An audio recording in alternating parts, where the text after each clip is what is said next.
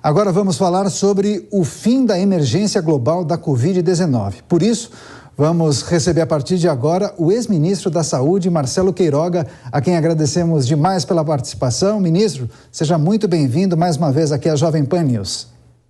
Boa noite, Daniel. Boa noite a todos que nos assistem pela nossa Jovem Pan. É um prazer falar com vocês. Perfeito. Para começar, gostaria de pedir para o senhor uma avaliação sobre essa decisão por parte da OMS de decretar o fim da emergência em saúde. Era uma decisão esperada? O senhor entende que poderia ter sido tomada antes? E de que maneira governos e população devem tratar a Covid a partir de agora? Bom, a decisão ratifica o que nós já vivemos na prática, né? O mundo já percebeu que na fase atual da Covid-19 não temos mais aquela emergência de saúde pública de importância internacional. No Brasil, nós encerramos a emergência de saúde pública de importância nacional exatamente no dia 22 de maio de 2022, em função das condições sanitárias do nosso país. Durante a pandemia, todos nós aprendemos, e são duas as lições principais. A primeira é que precisamos de sistemas de saúde de acesso universal que sejam fortes e resilientes. E a segunda é que nós precisamos fortalecer a capacidade de resposta dos nossos complexos industriais da saúde. Então, se o mundo aprendeu essas duas lições, nós estaremos mais preparados para futuras emergências de saúde pública. Pois é, agora, ministro, a pandemia deixou uma marca irreparável, sobretudo quando falamos dos óbitos, né? Quase 7 milhões de pessoas morreram em todo o mundo, 10% no Brasil. O senhor esteve à frente da pasta da saúde na maior parte do tempo da pandemia. Que avaliação, que balanço o senhor faz desse trabalho? Quais foram os erros e os acertos?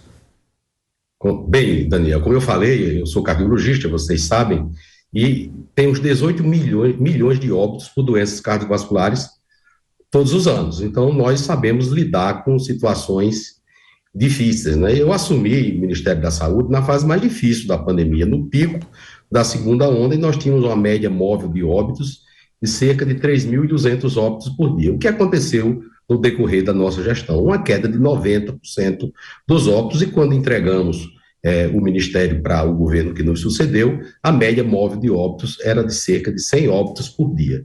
E nesse período, nós fortalecemos o Sistema Único de Saúde. O governo do presidente Jair Bolsonaro investiu cerca de R$500 bilhão no Sistema Único de Saúde. Nós fortalecemos a atenção primária, nós melhoramos a capacidade da atenção especializada. Só para dar um exemplo, nós tínhamos 23 mil leitos de terapia intensiva e nós, do pico da pandemia, tínhamos 46 mil leitos habilitados, e deixamos um legado de mais de 7 mil leitos habilitados para o sistema de saúde, passando de 23 mil para 30 mil, o que não acontecia há cerca de uma década. Então, sem dúvida, o governo Jair Bolsonaro foi um dos governos que mais investiu em saúde pública, ao contrário dos governos que nos antecederam, que só não foi pior por conta do período Temer, né? Porque eles fecharam cerca de 40 mil leitos hospitalares. O que se esperar de uma emergência de saúde pública da magnitude da Covid-19, com esse legado que recebemos dessa gente? Pois é, agora, ministro, a politização da pandemia, o senhor acha que alguns debates ganharam mais destaques do que deveria? Isso atrapalhou de maneira prática na gestão da pandemia o senhor que estava à frente do Ministério da Saúde? Bom, não nos atrapalhou, porque nós tínhamos um foco, que era ajudar o povo brasileiro. Foi essa missão que eu recebi do presidente Jair Bolsonaro, e eu elegi uma prioridade. A prioridade foi impulsionar uma campanha forte de vacinação. Lá na época, no início do século XX, o Oswaldo Cruz enfrentou a guerra das vacinas. Eu enfrentei o inferno das vacinas. Primeiro era que não tinha vacina, quando nós tínhamos comprado mais de 500 milhões de doses de vacina, e a carência era do mundo todo. Segundo, eram os grupos prioritários. Toda hora tinha lei para prioridade para grávida. Isso não se resolve com lei, se resolve com política pública. Depois, um grupo que se voltou contra a imposição, a obrigação de se vacinar, começou a reclamar. E nós tivemos que lidar com isso com habilidade. Eu sempre conversava com o presidente Jair Bolsonaro, e nos momentos difíceis ele me orientava e dizia: Queiroga, tem que harmonizar a situação para que possamos avançar e entregar um resultado melhor à sociedade brasileira. Foi isso que eu fiz. E essa politização eu acho que é própria de todo o período pandêmico. Eu acho que na pandemia da gripe também teve esse tipo de politização, e nós temos que olhar para frente e pensar no melhor para a população brasileira. Pois é, ministro, eu queria aproveitar a gentileza do senhor em atender a nossa produção e perguntar sobre a operação que foi deflagrada na quarta-feira contra o ex-presidente Jair Bolsonaro, que apura justamente supostas fraudes em cartões de vacina envolvendo o ex-presidente, familiares, auxiliares. Como o senhor avalia o objeto da apuração? O ex-presidente chegou a se manifestar dizendo que não se vacinou, não se imunizou contra a Covid, mas a Polícia Federal investiga justamente falsificação em registro de 3 doses que teriam sido tomadas por ele. Queria, claro, um comentário do senhor e que avaliasse esse sistema do SUS, se ele permitiria esse tipo de falsificação. Queria a sua avaliação, por favor. Bom, em primeiro lugar, isso é uma apuração feita pela Polícia Federal e eu não tenho os elementos para comentar acerca do mérito da apuração. Mas o presidente Bolsonaro, ele já disse de maneira reiterada que ele não se vacinou, né? E, aliás, durante a pandemia, muitos queriam que ele se vacinasse por objetivo político. Presidente, se o senhor tomar a vacina, aumenta 4% nas pesquisas. O presidente, assim, uma opinião pessoal minha, o presidente tomou essa decisão quando começaram a querer forçar as pessoas a se vacinar. E entendo que, ao forçar as pessoas, isso atrapalharia a campanha de vacinação. Se você lembrar, no final de 2021, não só o Ministério da Saúde, mas outros órgãos públicos, inclusive o Poder Judiciário, foi atacado por hackers. Isso aconteceu durante todo o período.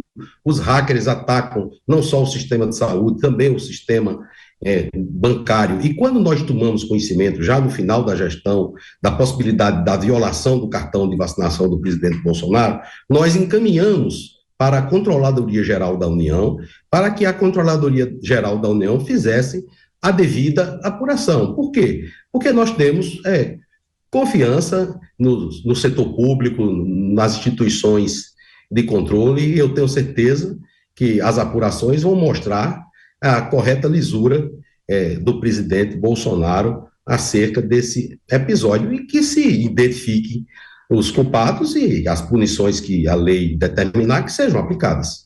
Pois é, o senhor chegou a conversar com o ex-presidente sobre esse episódio, sobre essas apurações. Eu presumo que o senhor, ainda na condição de ministro, tenha recebido a informação do então presidente da República de que ele não iria se vacinar. E de que maneira o senhor recebeu essa informação? Porque ele seria um tremendo garoto propaganda da campanha de vacinação à época, né? Bom, quando eu assumi o ministério, o presidente, com aquela forma muito informal, Queiroga, tu vai me vacinar. Sim, senhor presidente. Né? Aí, posteriormente, começou essas questões de priorização, né? E o presidente disse, vou ser o último. Eu vou ser o último. Eu não sabia se ele era o último brasileiro ou se ele era o último da faixa etária, mas eu fiquei esperando que o presidente me convocasse para vacinar. Até que um dia se dosou os anticorpos do presidente, estavam muito elevados, e às vezes mais elevados do que pessoas que tomaram a vacina, não é? Dependendo do tempo que o indivíduo tomava a vacina, às vezes o anticorpo, a gente já sabe que o anticorpo caía. E começou essa questão de forçar, o presidente terminou tomando a decisão de não se vacinar. Não compete ao ministro fazer juízo de valor a respeito das atitudes do presidente, e o que eu fiz foi cumprir com a minha missão, que foi impulsionar uma das maiores campanhas de vacinação do mundo, né? O Brasil investiu cerca de 38 bilhões de reais em vacinas, e eu pergunto a você, Daniel, o presidente Bolsonaro está na cena política desde 1988. Quem é que não conhece o presidente Jair Bolsonaro? Vocês acham que se o presidente Bolsonaro fosse anti-vacina, eu estaria no Ministério da Saúde? A chance disso acontecer era zero. Né? O presidente Bolsonaro, naturalmente, surgia notícias de eventos adversos, que existem, não só com vacina, mas com qualquer medicamento, e ele falava para mim, Queiroga, vê essa questão aí, estou recebendo reclamações. E eu analisava, verificava junto às agências regulatórias, não só aqui do Brasil, como do mundo, com a Organização Mundial de Saúde, com a OPAS, e nós seguimos em frente com a nossa campanha de vacinação. Quando eu assumi o ministério, eram aplicadas cerca de 300 mil doses de vacina por dia, né? E no dia 24 de março, na minha primeira entrevista coletiva, eu assumi um compromisso com a população brasileira de até o final de março aplicar 1 milhão de doses. Essa era a meta. Conosco não tem essa história de não ter meta e depois querer dobrar a meta. Pois bem, nós assumimos o compromisso de uma meta de 1 milhão de doses e depois nós mais do que dobramos essa meta, porque houve vários dias que nós vacinamos mais de 2 milhões e 400 mil brasileiros nas nossas unidades básicas de saúde. Lembra? A iniciativa privada vai trazer vacina e vai doar metade para o Programa Nacional de Imunização. Sabe quantas doses a iniciativa privada trouxe? Nenhuma. Por quê? Porque nós fomos competentes, nós adotamos uma estratégia diversificada para a aquisição de vacinas, entre elas a transferência de tecnologia para produzir a vacina com IFA nacional na Fiocruz, porque os governos que nos antecederam simplesmente destruíram o nosso complexo industrial da saúde. Nós não só tivemos que reconstruir a capacidade produtiva, como a Fiocruz produzir vacinas, como fortalecer o SUS, fortalecer a atenção primária, fortalecer a capacidade de vigilância em saúde.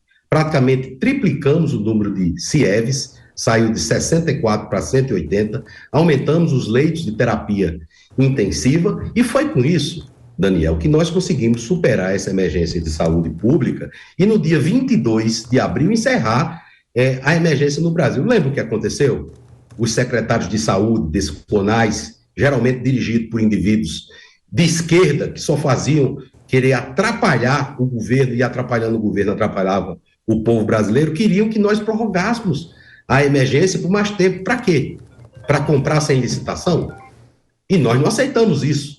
Por quê? Porque o nosso governo sempre colocou o Brasil acima de tudo, não é? E nós atuávamos dentro da lei de responsabilidade fiscal. Perfeito. Não é? E no final do governo, no dia 30 de dezembro, adquirir mais 50 milhões de doses de vacina da Pfizer. Então, no governo Bolsonaro, só quem não tomou vacina, quem não quis. E nós superamos a emergência de saúde pública e o Brasil foi escolhido por todos os países das Américas como representante das Américas na elaboração do Tratado de Futuras Pandemias.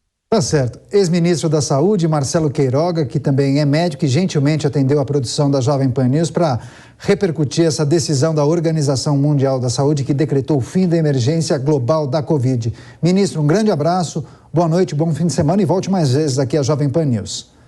Obrigado, Daniel. Um grande abraço para vocês e todos que nos assistem. Perfeito, ministro. A gente reforça a necessidade de imunização. Se você ainda não tomou as vacinas devidas para se imunizar contra a Covid-19, procure o posto de saúde e tome as vacinas. Isso é importante para você, para a sua família e para toda a população.